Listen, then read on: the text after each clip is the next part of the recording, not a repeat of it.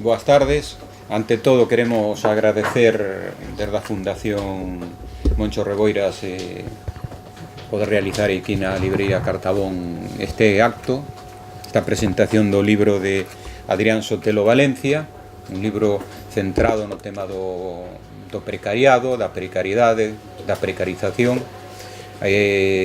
Adrián é sociólogo, profesor e investigador na Universidade Autónoma de México. Creo que traballando casi a tempo completo no Centro de Estudios de Latinoamericanos. Toda a súa actividade de investigación está moi centrada, como pode dizer, no que son as relacións laborales, o desenvolvemento e na América Latina. Eu seguindo a súa obra creo que a partir do que significa un análisis marxista da situación e ademais con un gran contributo de todo o que pode ser a teoría da dependencia, principalmente, e o trae aquí, de Rui Mauro Marini, que inclusive estaba mirando hoxe, que creo que é o teu primeiro libro que me pasaches hai uns anos, do ano 1993, no cual no cual a introdución é justamente de Rui Mauro Marini, unha persoa brasileiro, unha persoa que fixo unha gran contribución a relacionar todo o que significa o mundo, a explotación laboral e demais cos países dependientes, a súa situación específica, a sobreexplotación, polo tanto, e moi pouco coñecido aquí, e que eu creo que era interesante que tuéramos dele un maior coñecimiento. A través da obra de Adrián Sotelo, eu creo que se incorpora plenamente todo o que é a teoría de dependencia, ademais moi adaptado ao momento actual. Inclusive neste primeiro libro xa Adrián fala no ano 1993 da globalización, de todo o que significa a globalización e todo o demais. Estuve aquí no noso país en varias oportunidades, creo que esta cuarta ou quinta vez, non? Quinta vez, invitado pola CIO nunhas ocasións, outras veces pola Fundación. Seu último libro este que teño aquí, que México, dependencia, régimen político e luchas populares, e o anteúltimo é o que acabamos de publicar en galego por parte da Fundación, un libro moi centrado no precariado. Nos parecía que era importante realizar esa publicación porque hai un gran debate alrededor do tema da precarización. Vou deixar a que Adrián nos fale do tema, non ten sentido ningún que eu trate a cuestión, pero en todo caso son moitos os que pretenden fragmentar a clase traballadora creando unha nova clase, que sería unha nova fracción principal, que sería o precariado, as persoas precarizadas. E sobre ese debate e alrededor de todo isto é o que trata este libro, por lo que trata de un libro importante, porque está no debate das ideas en este momento entre que quere aquela interpretación que quere divulgar o capital sobre o que é o mundo do traballo, e nós temos que estar sempre atentos para poder combatir todo ese tipo de ideas equivocadas que terminan sementando no mundo do traballo, fragmentando, dividindo, debilitando. Bueno, pola miña parte nada máis, agradecer a Adrián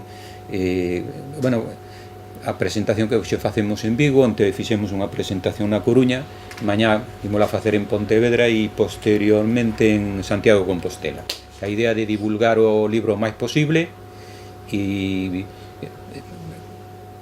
chamar a atención para que a xente o compre, e en todo caso conseguir ante todo levar este tema á opinión pública, fundamentalmente a todas aquelas persoas que están relacionadas de alguna maneira co mundo sindical ou que tedes ideas de esquerda, aunque non estés dedicados especificamente, digamos, a actividade sindical, porque, volvo a repetir, estas son ideas que están hoxe no debate do día a día.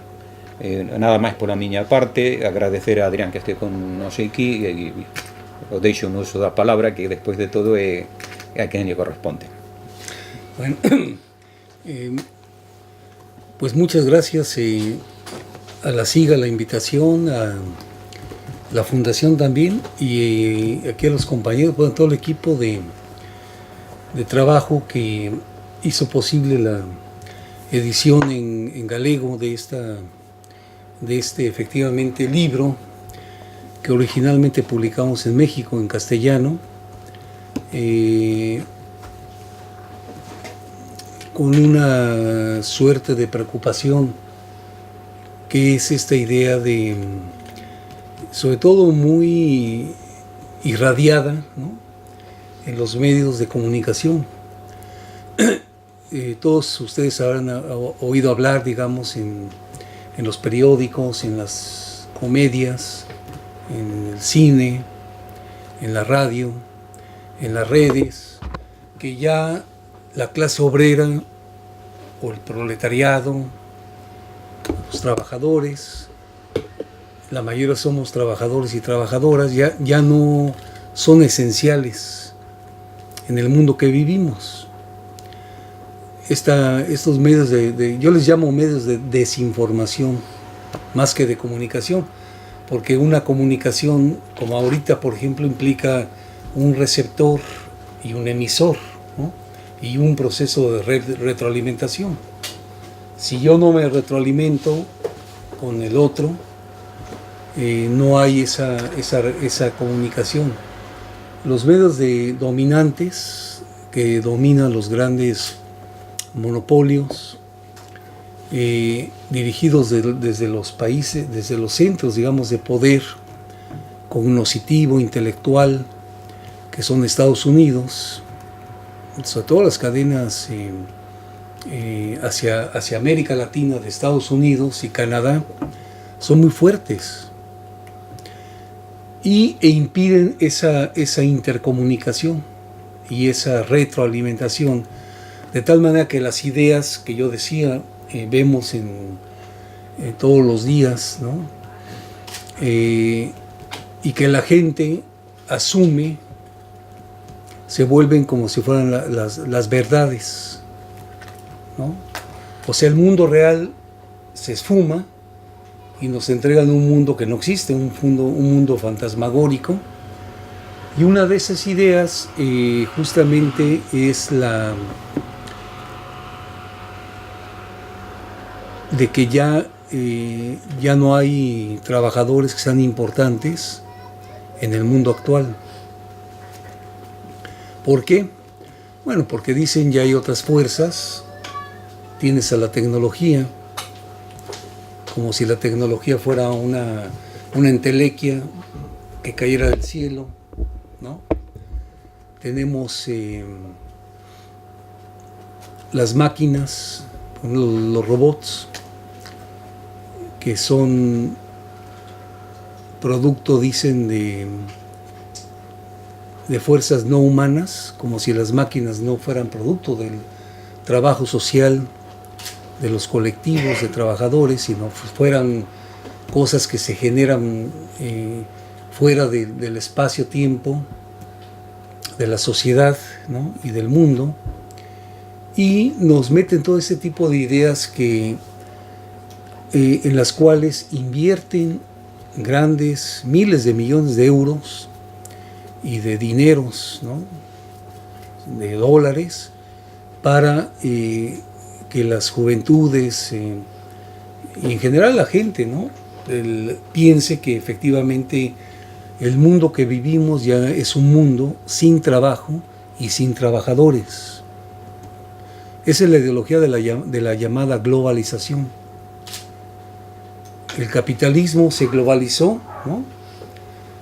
Como decía un ponente allá en La Coruña, es como un globo que tengamos aquí. Me gustó mucho lo que decía, y se empieza a inflar hasta que llena este lugar. Entonces el capitalismo ha cubierto todos los espacios, pero lo más grave es que ha cubierto los espacios mentales, ¿no?, psíquico-mentales, y a la par nos volvemos en promotores de estas ideas, con los hijos, con los estudiantes, con los vecinos, ¿no? Y pareciera entonces que el asunto de la sociedad, del mundo actual, ya está resuelto, ¿no? Y solamente nuestra misión como seres humanos, nos dicen los medios de comunicación, las ideologías gobernantes, fuera solamente integrarnos, o sea, portarnos bien, ¿no? Y con eso, tarde o temprano, dicen estos señores, tarde o temprano vamos a ser recompensados. El libro tiene exactamente la idea contraria. Claro, es un libro producto de un proceso de investigación que hacemos, yo lo personal, con equipo de compañeros, profesores, investigadores, en el centro donde yo trabajo, que es el Centro de Estudios Latinoamericanos, de una facultad que es la Facultad de Ciencias Políticas y Sociales de la mayor Universidad de México, que es la UNAM, y allí se discute, y esto es de alguna manera, sí, es efectivamente un producto individual, pero a la vez producto de un colectivo de otros compañeros y compañeras que están discutiendo, que están viendo, y yo creo que lo importante de un libro que hay que leer, ¿no? Y los libros, digamos, en general, lo importante de un libro es que él sintetiza una, llamémosle, opinión, ¿no? O un poquito más seriamente, una hipótesis. Dice por ahí un físico que es una hipótesis, ¿no? En ciencias sociales y humanas, o en ciencias naturales, o en física, ¿no? Una hipótesis es una proposición que puede ser verdadera o falsa. Pero para saber si es falsa o verdadera hay que investigar, ¿no? Primer punto. O sea, toda la labor del investigador es ese, romper con toda esa visión enajenante que nos dan los medios de comunicación, y hacer una investigación de juntar datos. Por ejemplo, investigar un poco cómo evolucionan los salarios de los trabajadores en el mundo contemporáneo. Entonces empezamos a investigar, ¿no? a tomar datos, y eso salen algunas gráficas que, por ejemplo, en ese aspecto nos permite decir, el salario, por ejemplo, vamos a poner en Estados Unidos, que se dice que es el país más desarrollado, entre comillas, del planeta, lo es, claro, a nivel militar, lo es a nivel de la degradación medioambiental, lo es a nivel de la imposición de proyectos, ¿no? Pero, por ejemplo, a nivel social, Estados Unidos, y están los datos, tiene estancados los salarios de los trabajadores desde los años 70. Están estancados, no han crecido. Entonces, por ejemplo, es un dato. El otro dato es, por ejemplo, que a pesar de eso, ha aumentado la productividad. ¿Cómo se mide la productividad? Es algo que se divide, vamos a decirlo así, muy sencillo, por cuánto produce cada obrero con determinados medios de producción, ¿no? Por ejemplo, un trabajador que produce motores en una jornada de trabajo, divides el número de trabajadores por la jornada y te da una productividad. Entonces puedes sacar los niveles de productividad y sacar las medias y luego sacar un gráfico.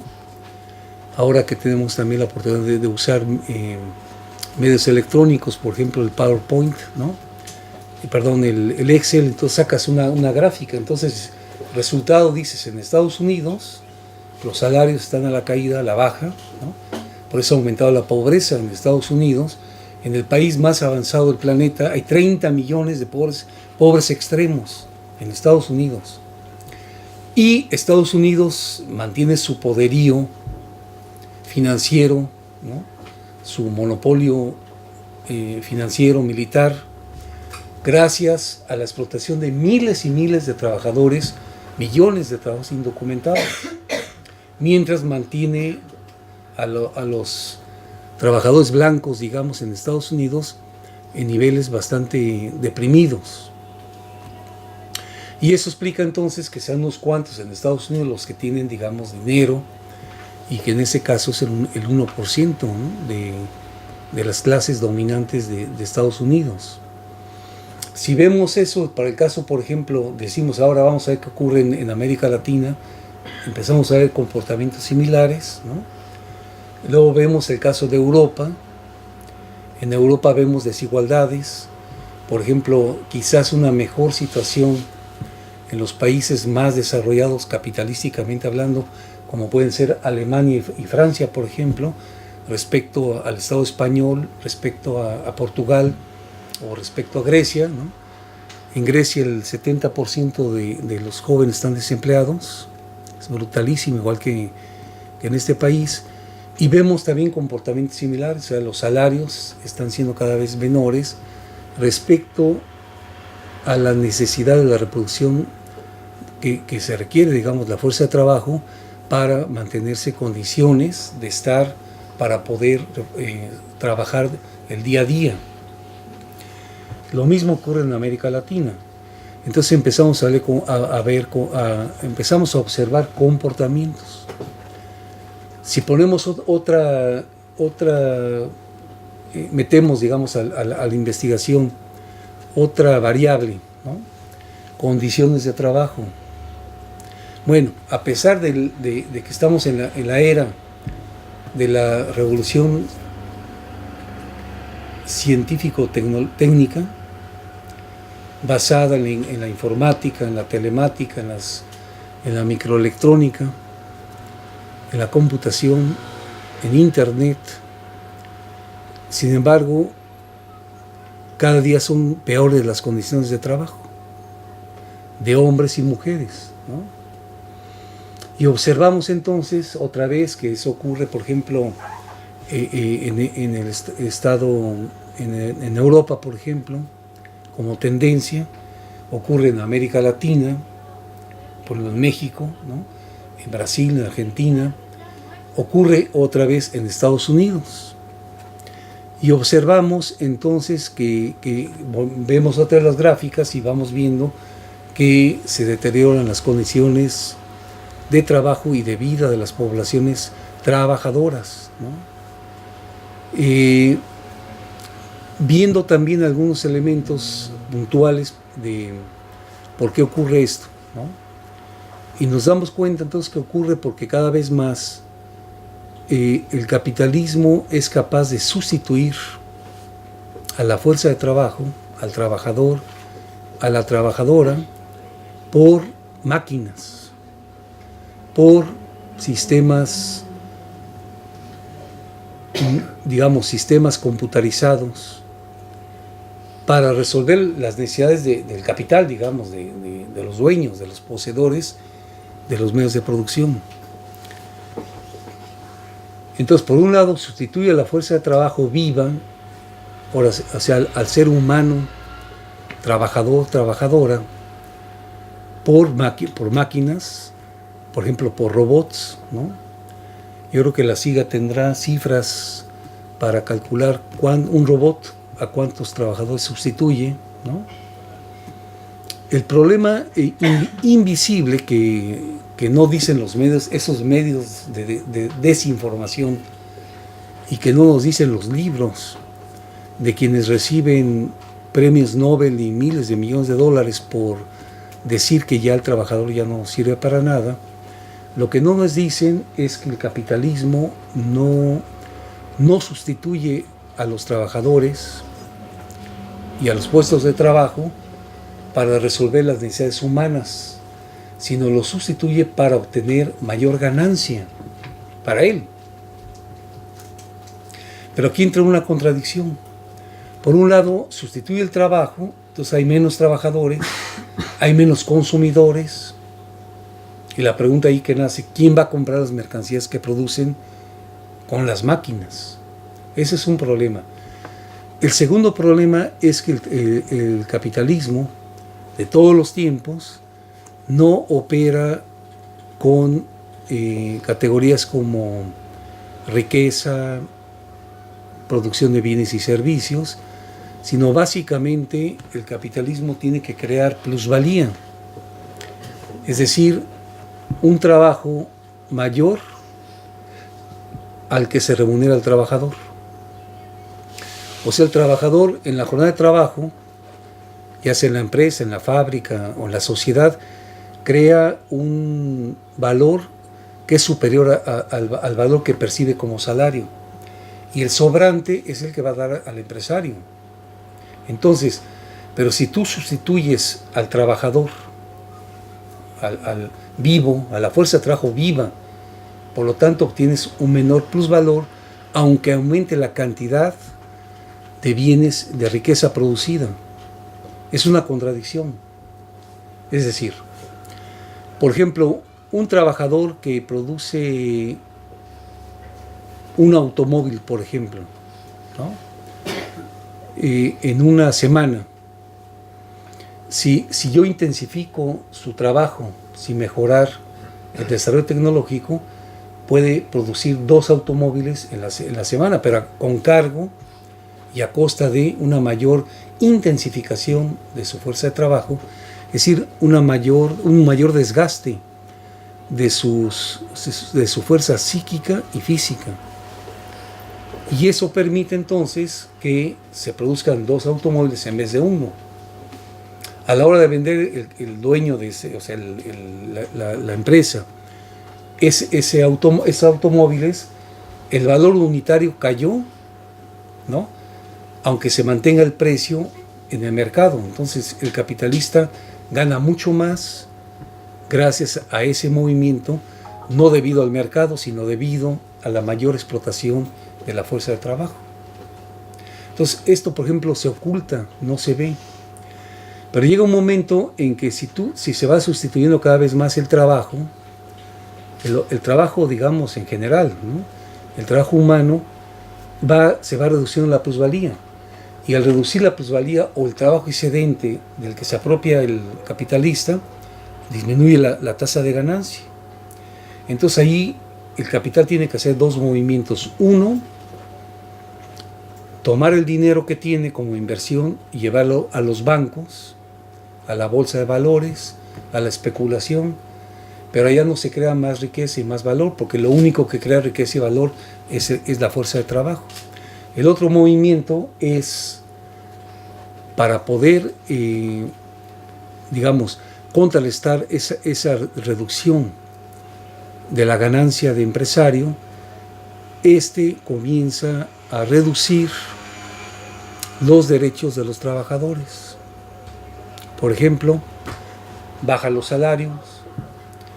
Por ejemplo, convierte a un trabajador de ser un trabajador, digamos, con contrato indefinido, en un trabajador con un contrato temporal, que puede ser despedido según lo norma la empresa. Por ejemplo, casos de estudios que se han hecho, violaciones francas y abiertas a los códigos laborales. El obrero tiene derecho que a mitad de la jornada parar el trabajo para comer. Entonces el patrón impide que eso logre y esa media hora se la arrebata para sí el propio empresario, y el trabajador será al final de su jornada en su casa cuando tenga que alimentarse, digamos. Otro es las horas extra, ¿no? Por ejemplo, muchos lugares donde la hora extra se remunera por debajo del valor unitario por hora, y eso representa un mayor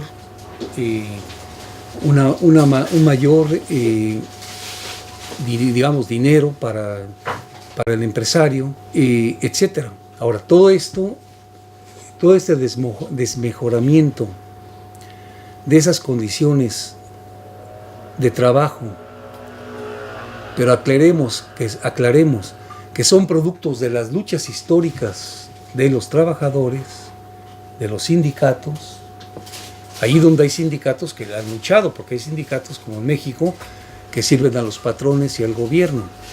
Nosotros los llamamos como sindicatos corporativos. Yo me refiero a sindicatos como decimos en México, luchones, que realmente han sabido responder a los intereses de las clases trabajadoras, esas condiciones son conquistas que de alguna manera permitían al trabajador laborar con ciertos derechos y bajo ciertas coberturas jurídico-legales, ¿no?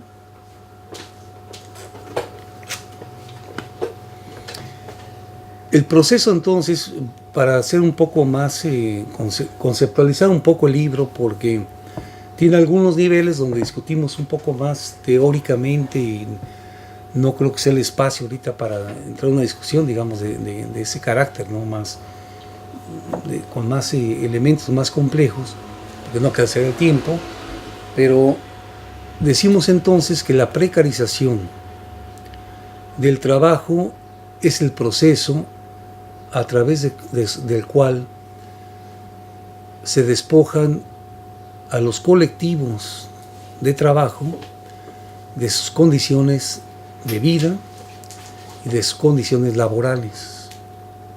Es decir, es como dejarlo cada vez más en un estado de indefensión frente al patrón y frente al Estado, ¿no? Cuando supuestamente el Estado debería de ser un ente protector de los derechos obreros, se convierte en un Estado, en muchos lugares, como en México, por ejemplo, como en el caso de Estados Unidos, en un Estado protector de los intereses de las clases dominantes. Entonces, la precarización es un proceso al cual estamos asistiendo, según lo que se plantea en el libro, a nivel global,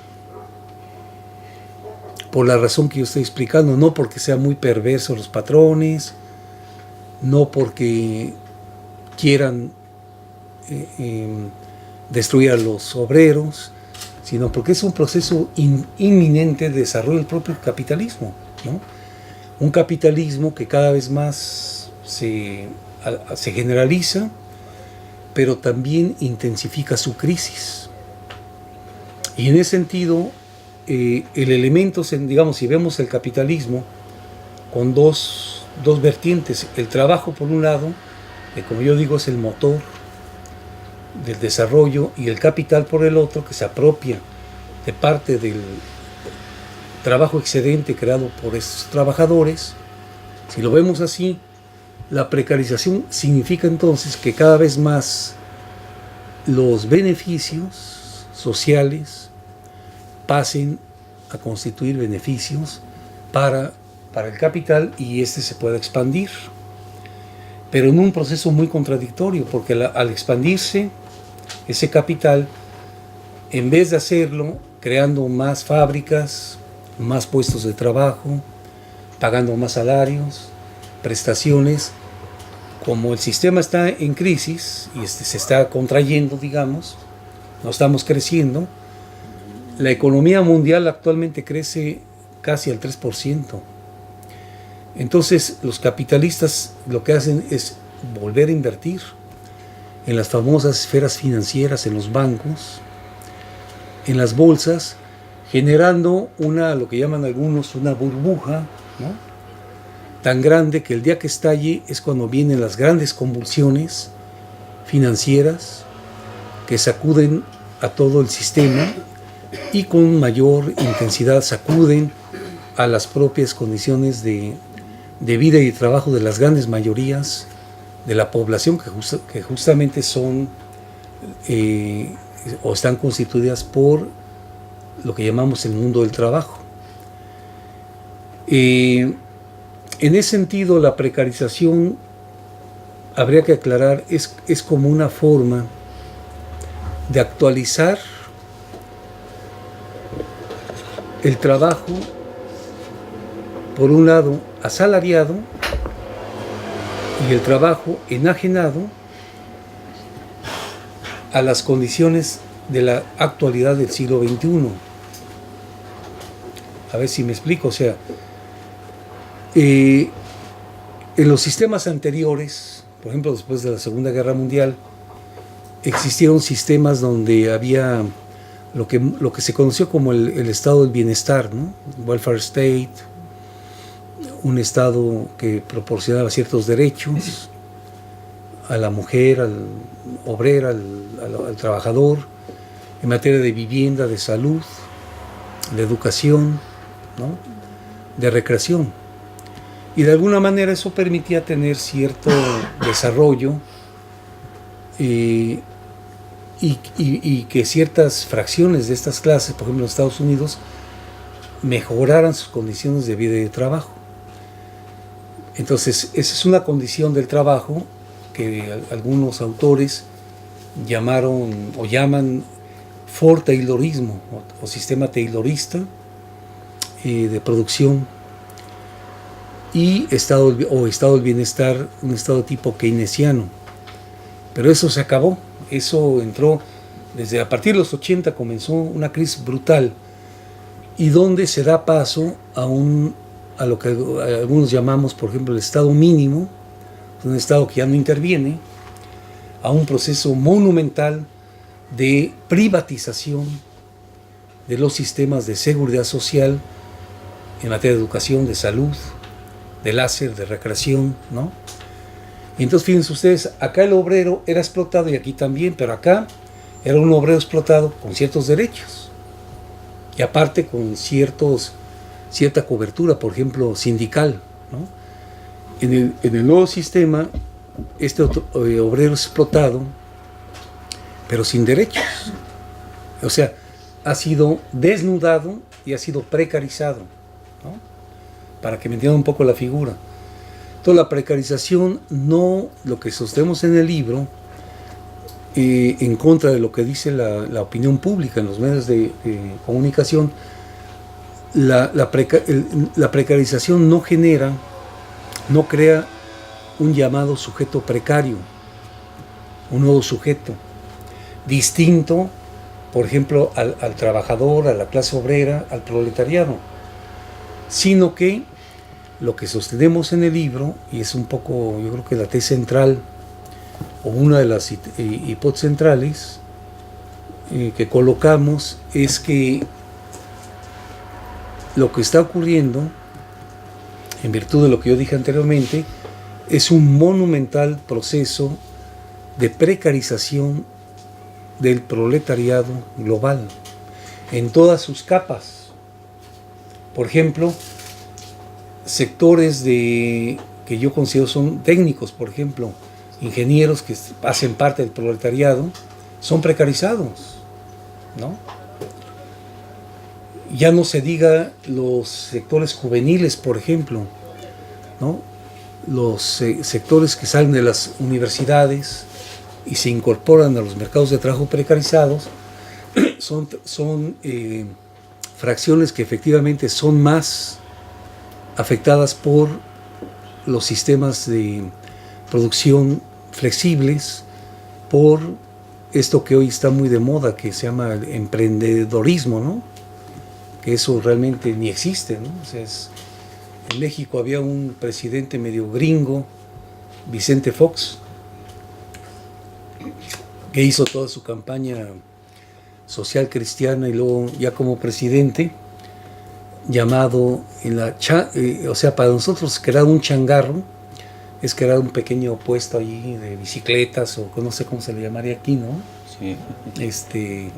Sacar allá a la calle, ¿no? Un cajón de grasa y ponerme a bolear allí afuera los zapatos de la gente. O sea, su política de señor, que les digo medio gringo, ¿no? La changarrización. Es eso.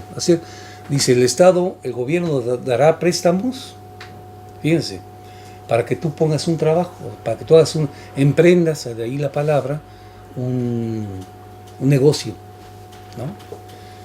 Cuando eso ha existido siempre, o sea, eso no es nuevo. Si uno estudia lo que ha sido el trabajo a domicilio, por ejemplo, del siglo XIX, en Europa, en Inglaterra, por ejemplo, cuando surge la gran industria, coexiste con trabajo a domicilio, ¿no? Va destruyendo los viejos oficios, va incorporando a los campesinos que todavía permanecían en situaciones de feudalismo, ¿no? Operando ahora a nivel de incorporarse como obreros libres, asalariados en las fábricas. En fin, toda una historia que permite ver que ese trabajo que hoy, bueno, eso que hoy nos dicen no es nuevo, es algo que existe, digamos, ¿no?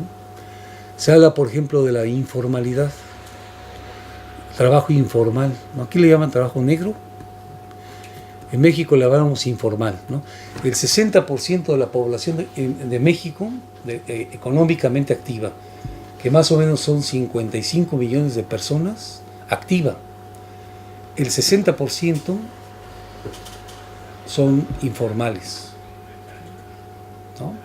Pero es producto del desempleo, no es producto de que a mí me guste ser informal, ¿no? Es producto de que la gente tiene que vivir y tiene que satisfacer sus necesidades humanas. Entonces, sobre todo el comercio, por ejemplo, ¿no? Entonces va a la calle y está vendiendo ilegalmente productos.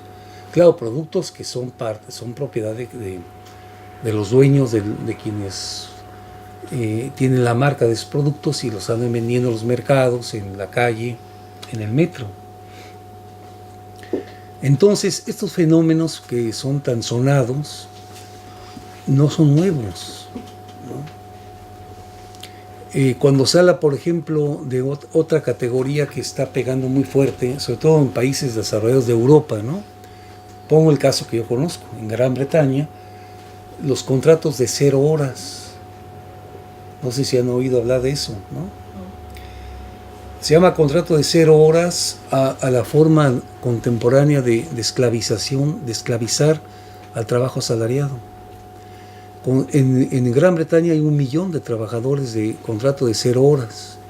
¿Qué significa un trabajador de 0 horas? Es el trabajador que trabaja para una empresa siempre, a través del móvil, a través del celular. Entonces, por ejemplo, un trabajador cualquiera de pronto hace un trabajo por ejemplo, de dar una clase a una escuela de niños, termina su jornada, su clase, le hablan por teléfono y le dicen: te vas tú a hacer un trabajo de oficina. Pero él tiene que estar constantemente ligado a una patronal, entre comillas, invisible. Lo que algunos autores liberales, como Bauman, por ejemplo, escribió bajo la modernidad líquida. Palabras muy bonitas, ¿verdad? Para esconder la realidad, ¿no? La modernidad líquida, el amor líquido, no sé cuántas cosas líquidas. Lo líquido contra lo sólido, ¿no? Entonces ahora ya el trabajo ya no es sólido, ahora es líquido, dicen ellos, porque no se ve, ¿no? Y porque, digamos, aparentemente ya no es la fábrica enjuta del siglo XIX, ¿no? Armastrote de fábrica sucia, llena de grasa. Ahora es el trabajo limpio, ¿no?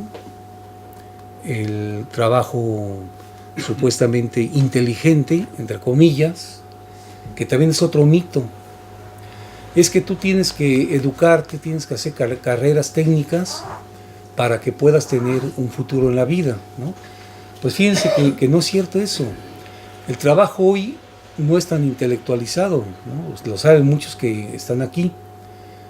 Hoy, con 2 semanas por ejemplo, meterse a estudiar un poco internet, ¿no? Algunas aplicaciones, te habilitas.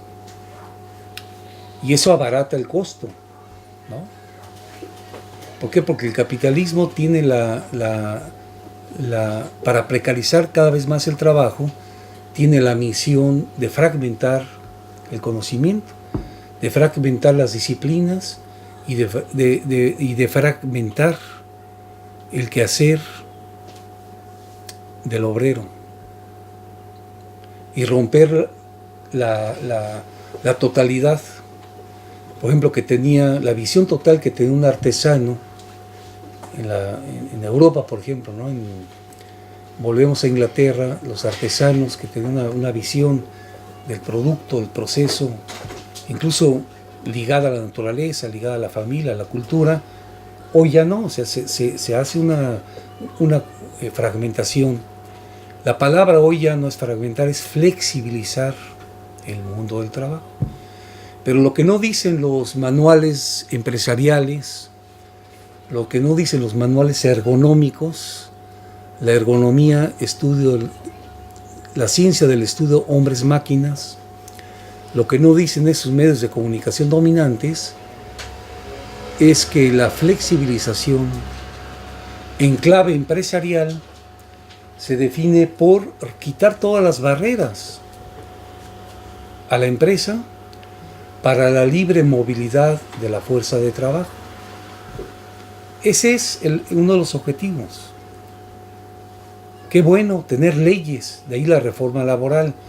Les voy a poner 2 ejemplos, contemporáneos y actuales, yo le llamo de institucionalizar las condiciones brutales de precarización del trabajo en Francia y en Brasil, ¿no? Para poner 2 ejemplos fresquecitos.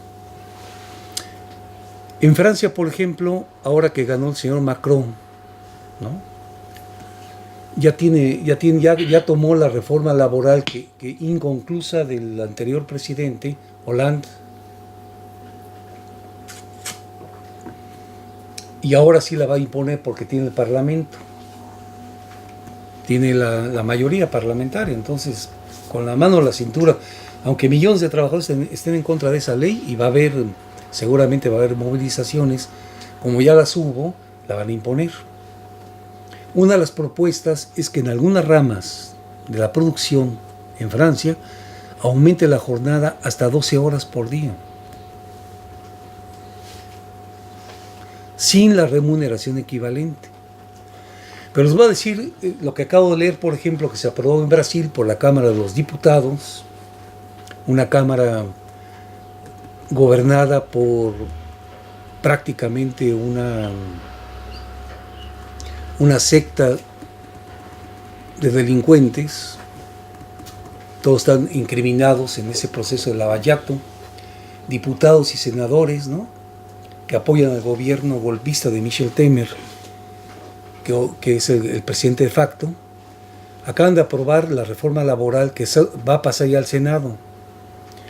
De las cosas más criminales que yo, entre otras, ¿no?, que he visto, pero que son la realidad social de millones en este caso, de mujeres brasileñas, ¿no?, es que se autoriza ya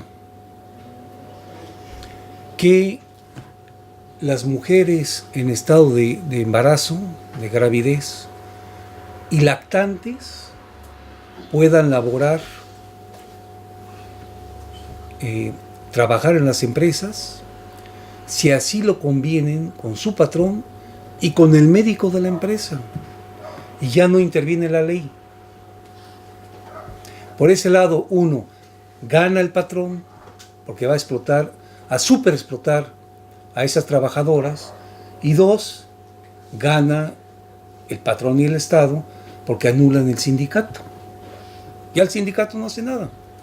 Sí habrá un convenio colectivo de trabajo, pero tiene preeminencia jurídico-institucional ahora, ¿no?, en cuanto se apruebe por el Senado, el acuerdo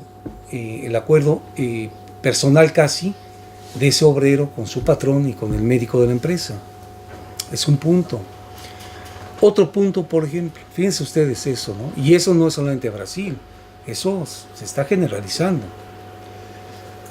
Se autoriza ya que los obreros puedan convenir su horario de trabajo con el patrón hasta 12 horas diarias. Se anulan las horas extras, el pago de horas extras. Casi se destruye, como en México, la justicia laboral, porque ahora el obrero, ojo siga, ¿no?, ojo sindicatos, el obrero ahora va a tener que defenderse en los tribunales civiles y con su dinero. O sea, así como cuando tú demandas a alguien por un asunto civil, ¿no? No sé, de una inmobiliaria o de una herencia, ¿no? Pues fíjense, te despide el país. Así es Estados Unidos. Ahora vas tú a la justicia ordinaria y de allí los costos serán con cargo en el trabajador. Otro ejemplo, ¿no? Lo más grave, por ejemplo, el derecho laboral brasileño data de las leyes de consolidación del trabajo de 1943. Ahí está la época de Getúlio Vargas, el varguismo, ¿no? Y fue parte de las luchas obreras y sociales de la época, ¿no? Se acabó eso, a la basura, ¿no? Y entonces quieren imponer un código del trabajo, por ejemplo, que una demanda patronal de todo el mundo, de todo el planeta, de Grecia, de Europa, de México, de Asia, de África, de todas partes, es abaratar, gritan al gobierno, los costos por despido, que son muy caros. Nada más hagamos, por ejemplo, estaba yo viendo ahí una estadística, que la consultaba hoy con Antolín, platicando, veía una estadística que salió en una publicación, el costo por hora, el costo laboral por hora, o sea, lo que cuesta a un patrón construir un puesto, o sea, armar un empleo, digamos. Y, por ejemplo, da el caso para Francia me da 30 y tantos euros por hora, ¿no? El costo. Me imagino que es lo que paga en impuestos, lo que paga en luz, lo que paga el trabajador, pero el salario, ese tiende a caer por hora. Entonces, ¿qué mejor de los mundos posibles, globalizados, con premio Nobel, ¿no? Que yo te pueda despedir sin darte un centavo, o una peseta, como se decía aquí, ¿no? O sea, simplemente te despido, chao, chao, ¿no? Por ejemplo, en México, el gobierno actual, un gobierno pro-norteamericano, pro-imperialista, completamente siervo del señor Trump, ¿no? Aprobó una reforma laboral desde el año 2012, muy parecida a la que les estoy platicando, de Brasil, de las que se han hecho también en Argentina, en Chile, incluso en la dictadura, ¿eh? Y ahora la que viene para Francia, por ejemplo, con Macron, hay que ver el texto. En México ya se autorizó, por ejemplo, una cosa que es que te despidan por internet, te mandan un correo electrónico, despedido. Y teníamos los mexicanos una institución dentro del sistema de justicia laboral, ¿no? Mexicana. Teníamos una cosa que se llama juntas de conciliación y arbitraje, que digo, eran burocracias, pero de alguna manera pues tenías, por ejemplo, yo tuve una experiencia personal. Yo fui despedido de una universidad en México, injustamente, pero después con el sindicato de esta universidad y el abogado nos fuimos al pleito y lo gané. Bueno, lo ganamos, ¿no? Bien o mal, la Junta era producto de las luchas históricas de la clase obrera mexicana, ¿no? Que tiene toda una historia, producto de la Revolución Mexicana de 1917, que costó 1 millón de muertos, ¿no? Y luego las leyes de los años 30 y el cardenismo y todas esas cosas que vinieron favorables gracias a las luchas históricas de los trabajadores mexicanos y de los sindicatos, la historia del sindicalismo. Ya desaparecieron las juntas de conciliación y arbitraje. Entonces ahora si tienes algún conflicto laboral, que hay miles, ¿no? O sea, no es raro tener conflictos laborales, ahora tienes, igual que lo que yo decía, irte a la justicia civil, alquilar un abogado para defenderte, y no sabes si vas a perder. ¿no? Lo que yo decía de los despidos, eso antes era imposible, ¿no? Ahora se da. Entonces, por ejemplo, tenemos que el 60% de la población mexicana, yo decía, trabaja sin derechos laborales, ni sociales, ni beneficios médicos, ni beneficios en materia de educación, mucho menos en recreación. 60%. Y va creciendo. Lástima que, bueno, no trajimos aquí una representación para poner algunos datos. Va creciendo la población desamparada, ¿no? ¿Y cuál es el problema de fondo de todo esto? Es una erosión, ¿no?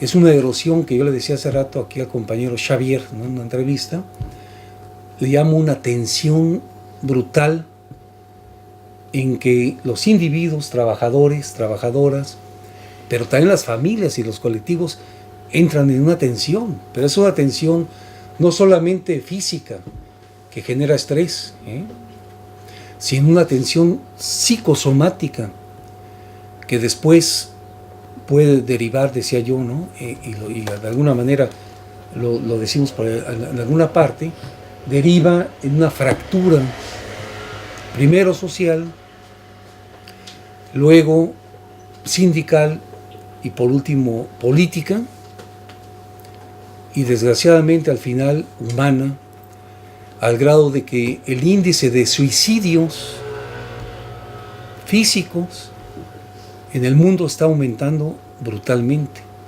debidos a los problemas ligados a la situación sociolaboral del mundo contemporáneo. El más terrible de los que se ha visto fue lo que ocurrió en Argentina el otro día.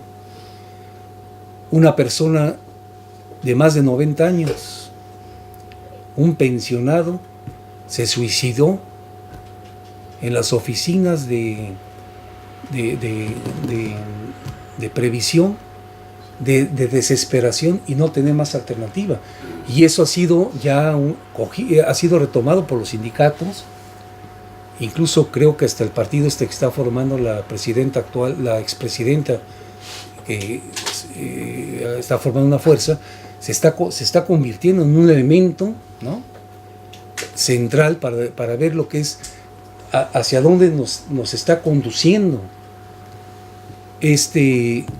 como decía Rosa Luxemburgo, este capitalismo en estado ya de barbarie, ¿no? Ya no es un estado que estemos esperando, ya no se alcanzó, estamos en la barbarie, compañeros, ¿no? Y no es que queramos presentar una visión escatológica, una visión esquizoide, no, estamos viendo una realidad social que por un lado revela, tú me dices más o menos como a qué hora se puede decir, ¿no? 5 minutos, ¿sabes? Que por un lado revela realidades que no podemos ocultar, pero por otro lado tampoco podemos suscribir tesis de, por ejemplo, nosotros académicos, ¿no?, profesores universitarios, trabajadores de la cultura, de gentes que trabajan en los grandes centros del conocimiento dominante y que se dedican justamente, que además ya para terminar, además de ocultar esa realidad del mundo del trabajo en la época actual, se dedican también a crear tesis, ideas, ideologías para reforzar ese estado de ignorancia a nivel mundial, justamente para que la gente no tome conciencia de esta realidad que de alguna manera cada día se incrementa en varios aspectos y cada día se presenta de una manera mucho más,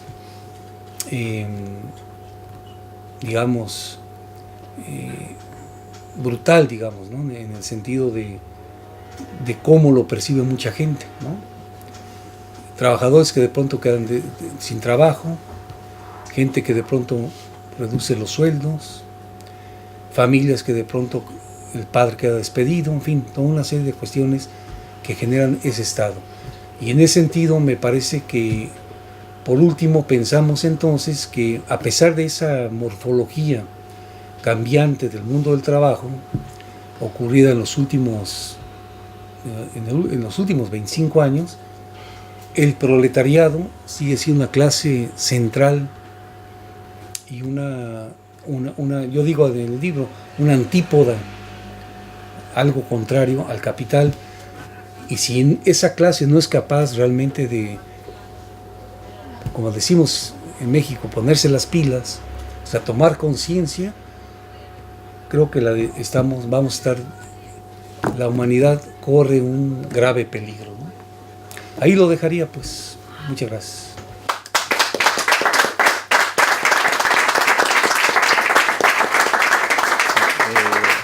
Abrimos así intervencións, preguntas, que queirades. Entón, Adrián, podíamos o galego entendes perfectamente. A que sí? Claro, claro. Somos expertos aquí, nada máis con apelido galego por encima. Imagínate. Échale. Mira, podíamos estar falando horas de todo o que estás comentando. Hai uns feitos aí, pero eu por un tema, sabes que Obama, unha dos seus primeiros compromisos que tomou cando chegou ao poder foi o de conseguir a licencia maternal para as traballadoras en Estados Unidos, cousa que finalmente 8 anos despois, finalizando o seu mandato, non conseguiu. Dixo que estaba frustrado por non haber conseguido eso. Estados Unidos, o país máis rico do capitalismo, o emblema do capitalismo, as mulleres non teñen licencia maternal. Que anda, carallo, entre outras moitas cousas, no? Pero é ese estado real e actual deste sistema. Ti falabas de moitas cousas que aquí nós constantemente estamos debatindo, o dos suicidios. Aí atrás vi unha estadística que me chamou moitísimo a atención. Bueno, antes de nada unha cousa, fixarvos. Aí atrás, falando de todo o que foi esta actualidade brutal do sistema, non? Aquí de golpe, de un ano para outro, desapareceron 10.000 postos de traballo en apenas 9 meses. Xente que tiña 50 e pico de anos e levaba 40 anos ou 35 anos traballando, todos que estamos aquí sabemos deso. De repente tiña 50 anos e creía que tiña a vida resolta e bumba, se queda na estacada e non ve futuro, non ve horizonte, non ten horizonte. Me decía un compañeiro con moitísima sabiduría aí atrás, compañeiro que aquí a maioría conocen, me decía el, eu é que me sinto como unha sombra, non teño luz. Vou ando, no percadores, isto é a hostia. A maneira en que mo comentou, me dixo, eu me poño a andar e sigo andando todos os días e ando por aí, por a rúa, e é como se non tuvera luz. É dicir, como se fora unha sombra. Sabes? E isto me pasa desde todo, leva 5 ou 6 anos parado.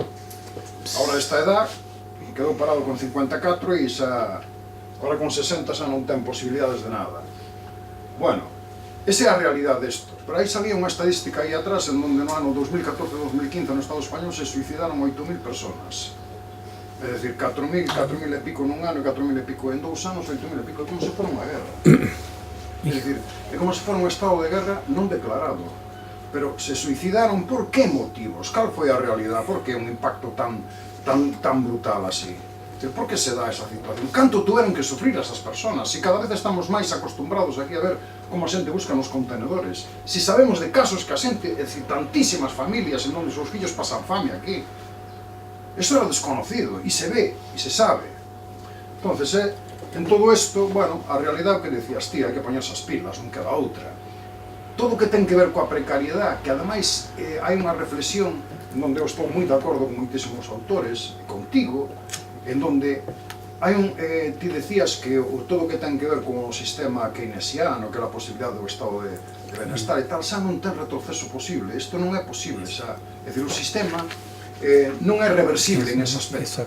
Non é reversible por unha razón. Mira, eu sempre poño un exemplo matemático no sistema para entender, e dou un dato. Eu te comentaba aí o caso de Citroën, que ten que ver coa resposta sindical, é dicir, os únicos lugares de resistencia que ten o mundo do traballo é onde hai un sindicalismo que dá respostas. Eu poño o caso de Citroën. Eu empecé traballando en Citroën e tiñamos o mellor salario de Vigo. Hoxe, é dicir, non existían auxiliares. Quero decir, en aquel momento, era todo o traballo centrado en Citroën.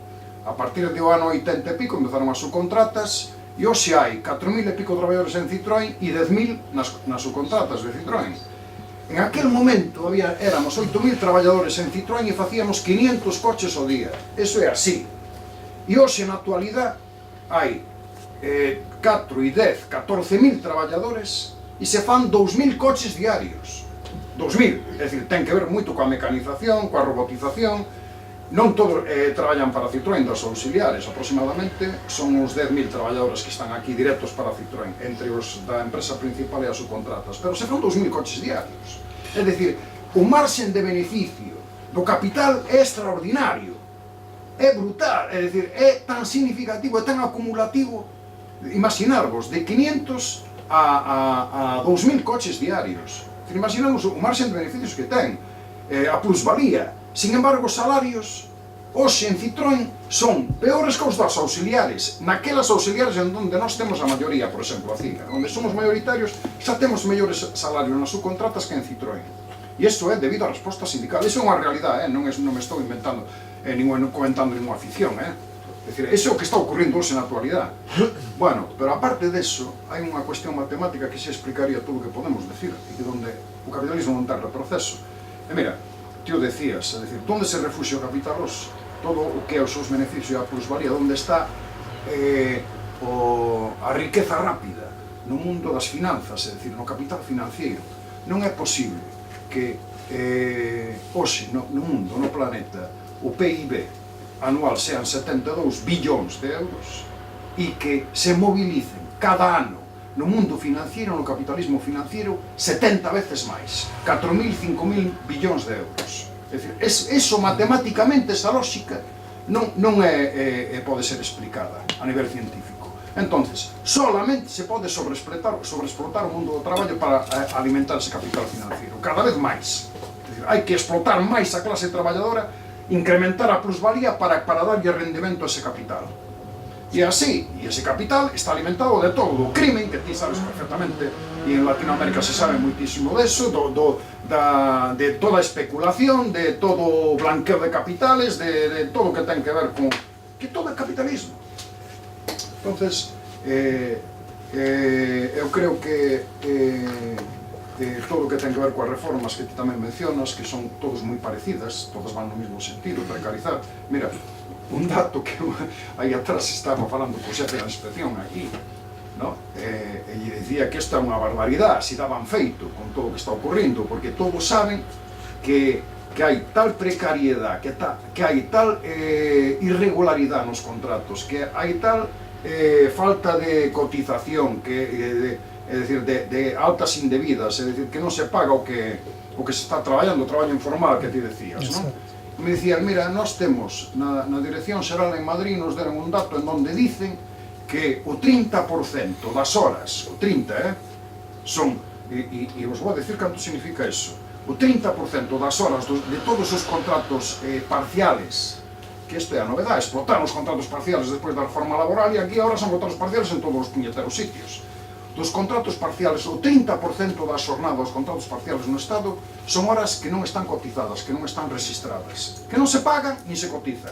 É dicir, estamos falando aproximadamente de 1.700 millóns de horas anuales, máis de 11.000, 12.000 millóns de euros de fraude ao Estado, e de salarios que nos abonan. E iso o saben eles, pero é o que procurou a reforma, foi o que buscou, ten que ver con esa precariedade. Pensades que lle poñen remedio, ou poñen medios para... Se se trata deso. É dicir, eso tamén é parte da plusvalía. Claro. máis intervencións? Sí. ¿Qué solución? Nosotros estamos viviendo, estamos en Galicia, en la cual no nacen niños. O sea, tenemos aquí un problema grave y al hablar usted que ya en otros países ya no hay bajas por maternidad, no hay bajas por nada, ¿qué solución puede haber para que nazcan más niños. Lógicamente se le debe de dar a la mujer unos días o unos meses o unos años que sean posibles. ¿Cómo es posible arreglar eso? Porque nosotros estamos sufriendo en Galicia en este momento que no nacen niños. Se le achaca al trabajo, se le achaca, lógicamente es al trabajo, claro. ¿Qué solución podría haber, aparte de darle a la mujer más tiempo, que esa es la clave?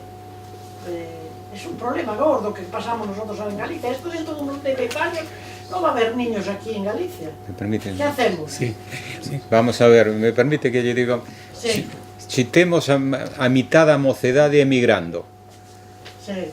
como vai ter fillos? Si a No, xente... si yo ya sé por qué. entón, que non me pregunte, non pregunte, claro que ¿Cómo sabe. solucionarlo? Pero haberá que cambiar de goberno. ¿Habrá que cambiar?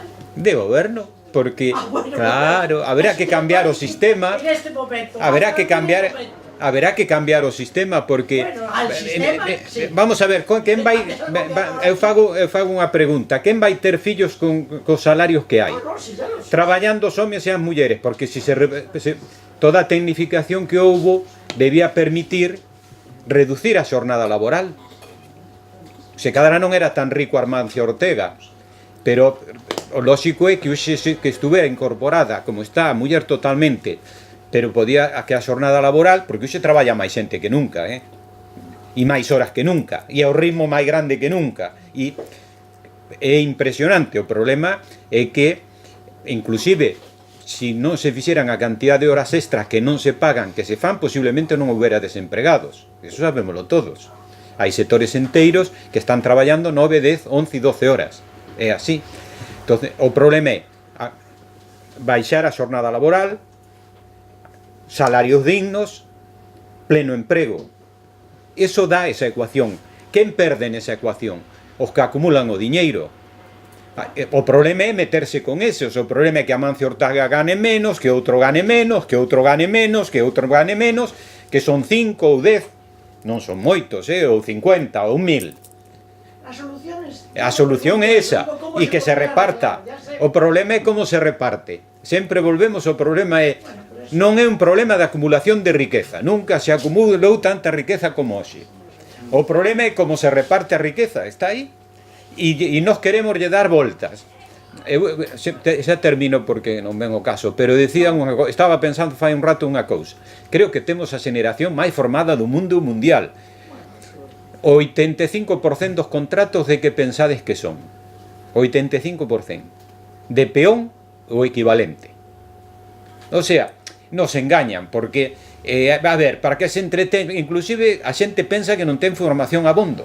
Entón, a culpa sempre é do traballador ou da traballadora que vai buscar traballo. Carai, non tiña suficiente formación, non fixe un exame moi ben, non traballei suficiente. Sempre a culpable é el, ou ela. Pero en realidad, o 85% dos contratos que se realizan son de peón ou equivalente. Non o digo eu, basta ver as estadísticas.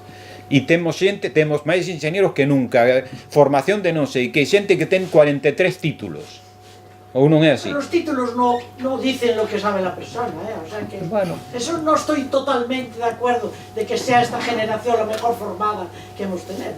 Ahí ya había una discusión que no es el momento. Yo pregunté cómo podríamos solucionar el problema que tenemos en Galicia ahora de que no tenemos niños, de que marchan fuera, todos creo que lo saben. Bueno, yo lo sé. Claro, eso sabémoslo pero todos. eso no es el problema. Digo, ¿cómo podríamos solucionar? Dándole más tiempo a la mujer, desde luego, claro. Pero es que eso, ¿cómo se hace? Porque no es fácil. Porque aún así a las mujeres no les gusta tener muchos hijos. A nosotros no nos gusta tener muchos hijos. Eso sería esencial, cambiar el gobierno. Bueno, pero el gobierno, hombre, en este momento no vamos a cambiar el gobierno. Para poder avanzar. En este gobierno, para las próximas elecciones lo cambiaremos. Pero ahora no podemos. Entonces no vamos a poder cambiar tampoco el problema ni atajar el problema. Sí, podemos, porque podemos movernos de forma que leyes especulativo. Se puede hacer algo. Ahora cambiar el gobierno, ahora no podemos. Vamos a esperar a las próximas Todo el mundo sabe que hay que elecciones hacer lo que para no se que... cree que quiere hacer. Pero a xente tamén que quere falar, pedir a palabra. Bueno, ya está. Nosotros, yo levanté la mano porque no había nadie que la levantara. Alguén... hai que ter en conta tamén a evolución do capitalismo. O sea, o capitalismo evolucionou, disfrazou totalmente a súa visión interior, o sea, anterior, e nos está ganando terreno. Nos está ganando terreno, por moito que fixemos e loitamos contra ele, nos está ganando terreno. Entón, eu sigo pensando que a autoorganización dos traballadores é esencial. Sigo pensando mesmo, Claro. a pesar da situación que estamos vivindo. Me gustaría, a raíz do fío que falaba Antolín, eu tamén traballei nesta empresa Citroën, pero anteriormente a él. Me gustaría o contraste que había nos anos 60, nos finales dos anos 60, principios dos 70, entre a empresa tradicional, me estou referindo aquí a Vigo, e Citroën, por exemplo, que viu con un disfraz, con unha cara de modernismo, claro, destacaba e contrastaba coas empresas tradicionais que se basaban nunha explotación brutal do capitalismo aquel anterior, brutal, do látigo. Tiña, o sea, o capitalismo non tiña un representante directo ante os traballadores, senón que tiñan uns esbirros, moitos deles da clase traballadora, que ocupaban uns cargos. En base a iso, en base a unha explotación feroz, os traballadores tíamos para adiante. Entón, apareceu esta industria, que era unha industria en clave, unha industria europea, unha industria de automoción, Francesa. apareceu aquí, pero con un disfraz tremendo. Democrático. E os traballadores, pois, a moitos, os que estábamos organizados, non? Pero a moitos traballadores os tiñan totalmente engañados. Pero por que? Esta era unha empresa, sigue sendo, unha empresa estruturado de xeito igual, imaginar o seu exército, un exército militar, igualiño, coas súas seccións, as súas compañías, os seus batallóns e os seus xefes, desde o sarxento, teniente, capitán, comandante, tal. Así estaba estruturado. E tiña, ademais, a súa propia policía, a policía antidisturbios, e a súa policía política, exactamente igual. Me estou referindo no réxime anterior, no réxime franquista, a súa policía política. Se lle chamaban axente de sector. En cada sección, en cada nave, había o seu xefe, o sea, o inspector xefe, por dicirlo de algún xeito, e os seus policías políticos. Pero que, ademais, a súa explotación, o sea, a explotación dos traballadores, aí moi sutil e moi beneficiosa para a empresa. Tiñan un sistema, non sei se agora o sigue entendo, que se chamaba sistema CABE, que quere dicir que cada traballador, cada hora ten 60 minutos, cada traballador tiña que facer 80 minutos en producción, con un sistema, o sea, se dividimos os 80 minutos que facía, claro, as operacións eran todas cronometradas, entón, en cada 60 minutos efectivos de tempo, o traballador facía 80. Entón, había un tope máximo que chamaban un 33, que sale de dividir os 80 minutos que facía de producción o traballador entre os 60 minutos efectivos dunha hora. Eu lembrome que a finais dos anos 60, principios 70, as organizacións obreiras que estaban loitando en aquel momento en esta empresa, na clandestinidade, claro está, fixeran un análisis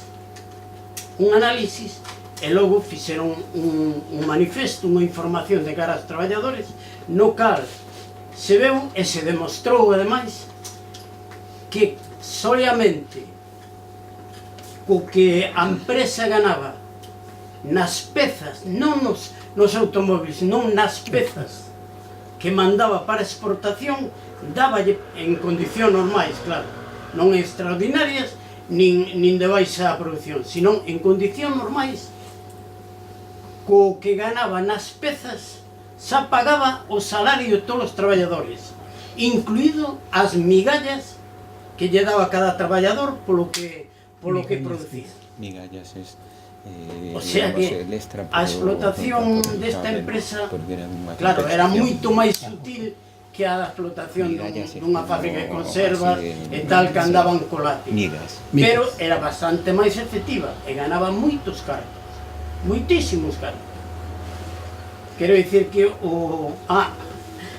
claro, aquí tiña os traballadores que estaba dividido así. Cando eu traballaba eran entre 4.000 e 4.500 traballadores, dos cales uns 700, 800 eran verdadeiros profesionales de primeira, e o resto eran traballadores, moitos deles retornados da migración, moitos que viñan do rural en busca dunha situación millor.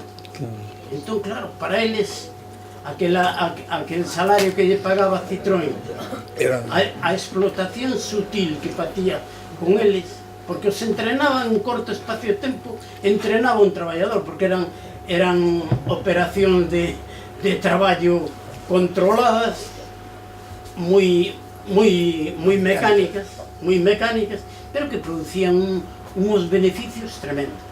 E claro, con un control, un férreo control, moi sutil, eso sí, muchas gracias, mucho por aquí, mucho por allá, pero moi sutil, con un chantaje permanente.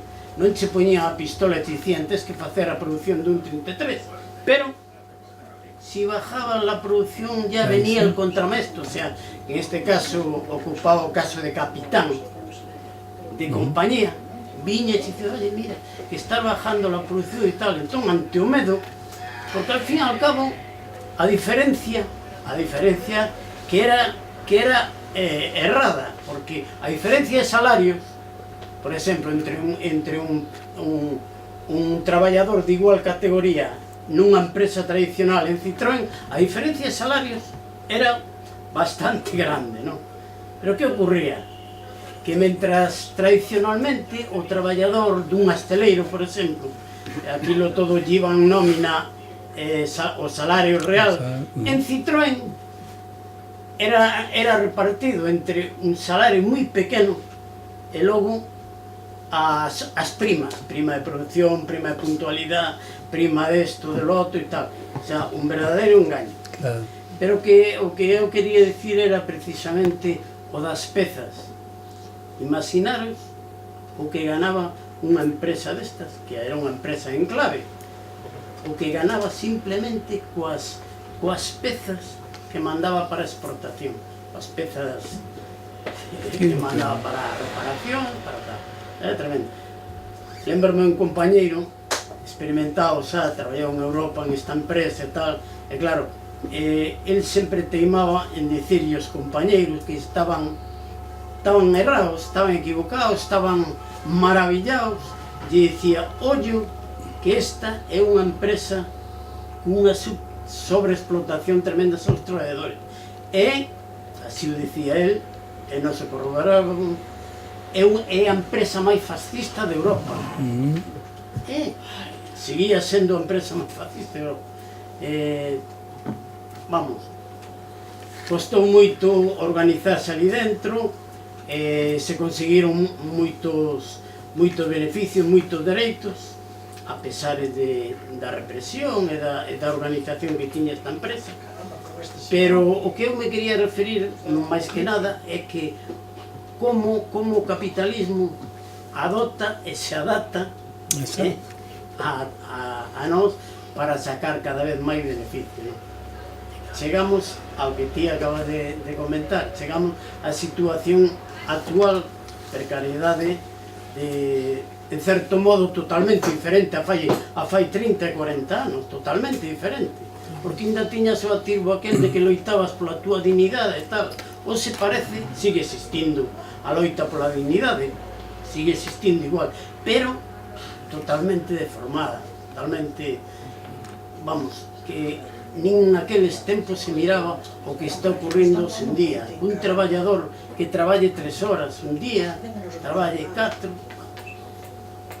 no sabía. Tentemos Xavier. que volver a seguir a organizar, Eso. a organizar, non sei. Xavier. Non moi breve, digo, porque xa é algo tarde. Eu creo que un dos principais valores do libro de Adrián é que aborda a cuestión deste novo concepto que está bastante manexado do precariado, enmarcando no seu contexto que o da batalla ideolóxica, é dicir, que non ten nada de inocente nin de casual que determinadas teorías se comecen a divulgar e que determinados conceptos se comecen a xeneralizar, porque ao final as palabras son a maneira que temos de describir a realidade, e cando se afirma a existencia do precariado como clase, ao final non se deixa de facer outra cousa que é fragmentar ainda máis a clase e por derivada acabar negando a centralidade da propia clase obreira, non? E antes na entrevista lle comentaba que un dos paradoxos así máis salientáveis deste novo termo, o do precariado, é que nun contexto onde as condicións materiais, a realidade material nos fala de que nunca como antes o mundo do traballo estivo tan proletarizado, e deso algo xa comentou, aparecen novas teorías, tamén de autores moi modernos, e que dende logo sempre renegan de toda a terminoloxía marxista porque é moi arcaica e pouco moderna, que ao final nos acaban negando a existencia do propio proletariado, que falan da superación da sociedade do traballo, de que efectivamente esa realidade xa non existe. E a cuestión é que todas estas cuestións, todos estes parámetros acaban por incidir dunha maneira ou noutra na toma de conciencia, tanto en sí como para sí, claro, na subxectividade, en como se recoñece a clase traballadora como tal e como pode decidir organizarse como tal. E por iso a miña pregunta é que, na túa opinión, en que medida tú crees que este tipo de conceptos nada inocentes, este tipo de teorías acaban por debilitarnos, ¿no?, como clase, acaban por contribuir a desarmarnos ideolóxicamente e a dividirnos, e que, polo tanto, pues, axudan ao final, sin querer, se cadra, de maneira, bueno, máis ou menos inconsciente, a favorecer ao capital no marco da loita de clases, ¿no? Sí, no, muy buena pregunta, porque y reflexión, ¿no? O sea, ¿cómo es posible que hoy el mundo esté mucho más proletarizado? Las condiciones de millones de seres humanos desprotegidas y como yo decía, cada vez más inseguras e inciertas, ¿no? Como decía por ahí el compañero, no sé si mañana tienes trabajo, hoy sí, mañana no. Hoy como, mañana no como, ¿no? Por ejemplo, veía hace rato allá aquí en el viejo Vigo, ¿no? Estaba un señor ahí pidiendo limosna, decía, pero, o sea, el orgullo, ¿no? Soy galego, disculpe, ¿no? Pido una moneda, algo así. O sea, situaciones tan terribles, ¿no? A que nos vemos de pronto sometidos, ¿no? Como decía Antolín, de pronto personas de mayores de 50 años que ya pensaban que habían resuelto el problema de vida, de pronto vuelven peor que como comenzaron 30 años antes. Y hoy, por ejemplo, lo que vemos es que las juventudes, y ahí hombres y mujeres, ¿no?, ya tienen frustrado su horizonte de vida, ¿no? Están estudiando, por ejemplo, la UNAM tiene 330,000 estudiantes. ¿Y a dónde van? Pero el 70% de los 330,000 estudiantes, 330,000 estudiantes, el 70% no termina la carrera por distintas causas. Y una gran cantidad de estos egresados, los que logran egresar según la estadística, ¿no?, resulta que se vuelven desempleados funcionales, o sea, trabajan, por ejemplo, el que estudió ingeniería o sociología o medicina, manejando un taxi. O sea, hay que comer, ¿no? y es un problema gravísimo, digamos. Entonces, esto da la pauta para ver que sí, efectivamente, de alguna manera es una gran contradicción.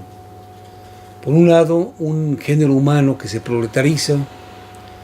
Según la OIT, en la actualidad somos más de 3.300 millones de proletarios en todo el planeta.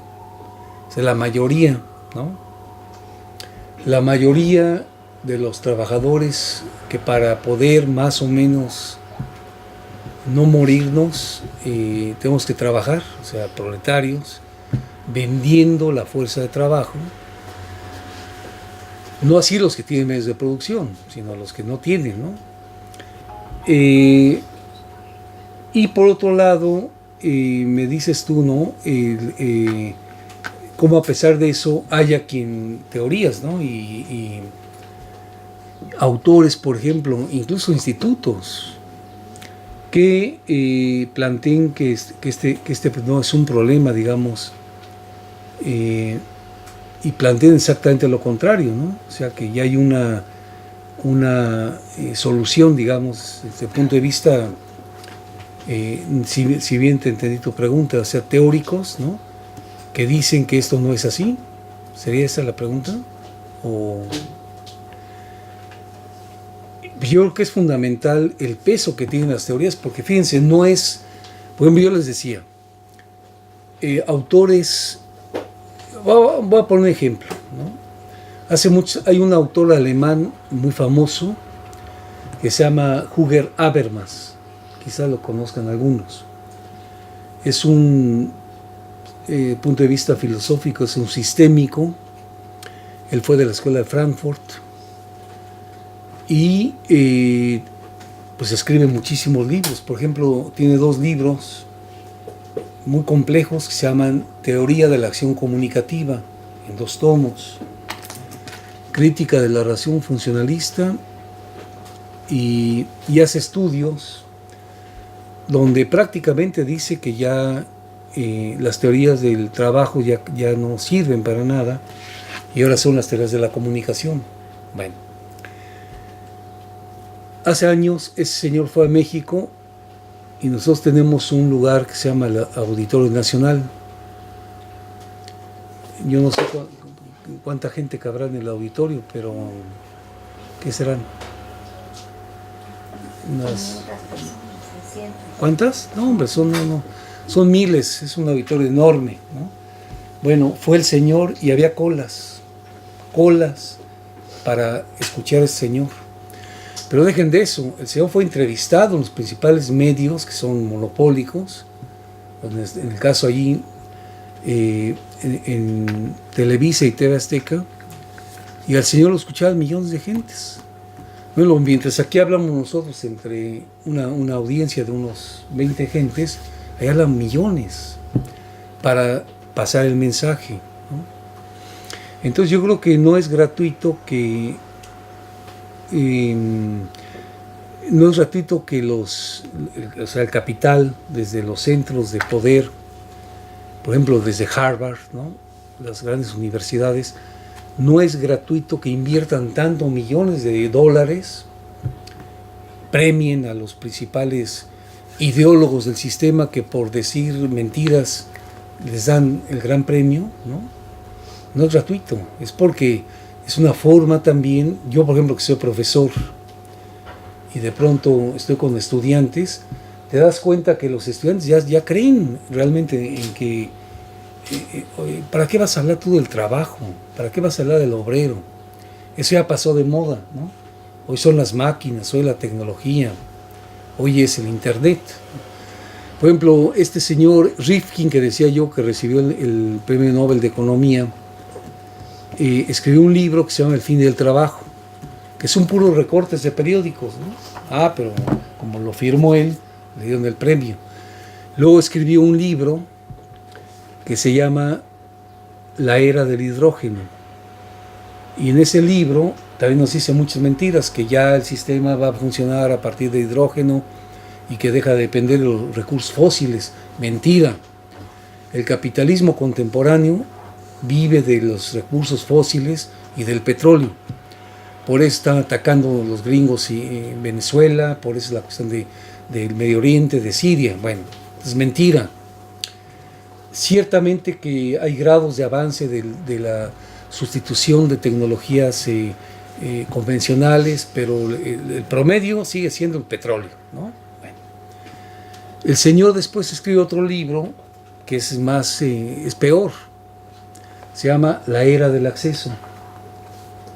Entonces tú lees el libro, es un libro así además muy caro, ¿no? Pero que llegan los pilotes a la librería y de un día para otro se vacían, ¿no? O sea, vende, es un bestseller. Y en el libro el señor dice que la sociedad postmoderna, postcapitalista, las sociedades embrionarias, las sociedades líquidas, así, ya tienen una clave que se llama Internet y todos tenemos acceso. Esa lumbrera de señor que recibe el premio Nobel y todo eso, escribe un libro y ahí tiene otros, ¿eh? La última vez antes de venir para acá vi que tenemos otro libro, pero eso lo leen los estudiantes y creen que todo el mundo estamos conectados. Yo quisiera preguntar, por ejemplo, aquí en Galicia, 1, en la India, 2, y en mi país, 3. ¿Cuánta gente tiene computador? Primera pregunta. Pero no solamente que tenga computador. ¿Cuánta gente? Bueno, de esta población, tantos. Al final, ¿cuánta gente tiene una cultura informática financiera y es capaz de tener los programas, las claves bancarias y de sistema financiero para hacer operaciones por Internet? ¿Me explico? Se reduce el espectro, ¿no? Entonces, el sistema es simbólico y el sistema funciona a partir de, sobre todo hoy, yo creo que lo que podremos llamar hoy la guerra de quinta generación incluye los medios de comunicación de manera brutal. Podríamos decir lo siguiente, ¿no? A este grado: sin medios de comunicación el capitalismo difícilmente se sostiene, ¿no? Es una cosa bárbara, ¿no? En el sentido amplio de lo que son los medios de comunicación y de información. Entonces, si ustedes se fijan, toda una serie de mitos. Por eso yo creo que, me decía el otro día un compañero, dice, es que no tiene caso discutir con estas gentes, ¿no? De los teóricos. Yo le decía, no, pero claro que hay que hacerlo, no tanto porque yo no esté de acuerdo con una persona, ¿no? Sino por la influencia que tienen esos señores en millones de personas que asumen esas ideologías, ¿no? Y generalmente sin ver las causas, sino ver los efectos.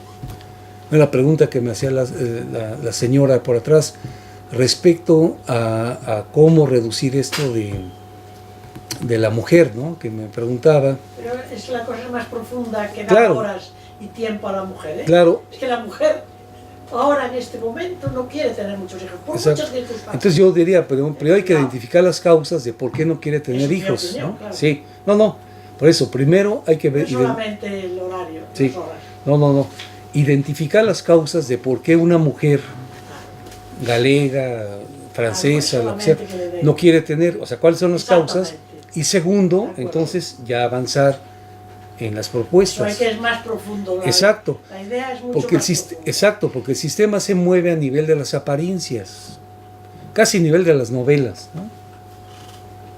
El mundo es una novela, como de Hollywood, ¿no? O una novela mexicana, o una novela de O Globo ya de Brasil, ¿no? Y realmente, por ejemplo, yo sí tengo la oportunidad de estar bastante tiempo en Brasil, y la gente piensa a veces como las novelas, ¿no? Y se queda uno temblando, ¿no? Entonces yo creo que lo que dice Xavier es muy importante, y yo estoy totalmente de acuerdo en lo siguiente. Sí quiero decir, si no hay organización de la clase obrera, no hay solución. Eso lo quiero decir, ¿no? porque parte de las teorías estas que yo llamo dominantes del fin del trabajo y todo eso, vienen pregonando que ya los sindicatos no sirven para nada. Hay muchos de textos. Y por ejemplo de lo que llaman el éxito, ¿no? En Japón, que es un país que lleva 15 años en recesión. Yo digo a veces, ahí se inventó el toyotismo, el onismo, justamente las fábricas Toyota, de la Toyota anterior, la Toyota, y luego toda esta revolución del toyotismo, ¿no? Basada en, como dice una investigadora brasileña, en el estrés, ¿no? Fíjense, los investigadores contemporáneos han descubierto que la esencia del sistema japonés toyotista, la esencia es la intensificación brutal del mundo del trabajo. Y eso es peor porque la extensión de la jornada la ve uno.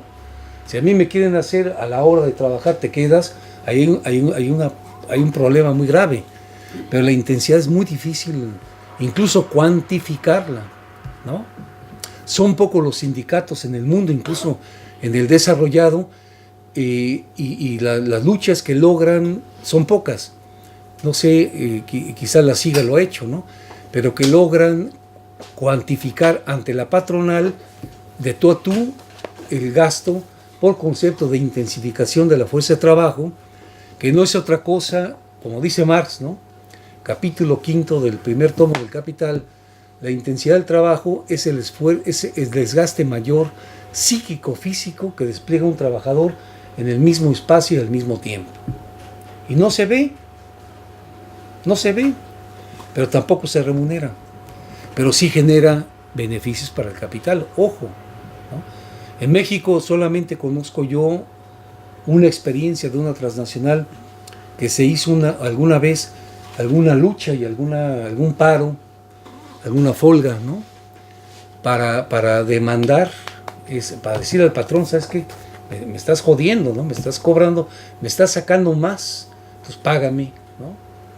Te pago la hora extra, porque sí se ve. Trabajas 8 horas, la 9 ya, la 10, la 11, ¿no? Entonces, el toyotismo, por ejemplo, que es el paradigma de la modernidad protocapitalista planetaria, ha llevado toda esa ideología. Entonces yo creo que, en síntesis, no hay cambio, no va a haber solución y sí decadencia si la clase obrera, el proletariado, no recupera su conciencia de clase, como decía Lukács, ¿no? El viejo Lukács, de en sí, para sí y a través de organizaciones, llámese sindicatos, partidos, frentes o como le quieran llamar, ¿no? Bueno, listo. Bueno, ya está, no hay más intervenciones. Bueno, agradecer a Adrián e gracias a vos tamén por estar aquí connosco partillando desta presentación do seu libro. E, bueno, unha vez que o leades xa faredes comentario do mismo. É un tema importante, vedes que é un tema importante. Entonces, da hasta para un seminario, ¿no? Sí, da para un seminario e bastante. Ademais, o peligroso é que moitos pensen que os precarios son nada máis que os que unha fracción. A pregunta, o interrogante que nos queda aquí, que eu creo importante do libro, é que aquí vamos a terminar precarizados todos de alguna maneira. E hai moitas maneiras de precarizar, Bueno, moitas gracias.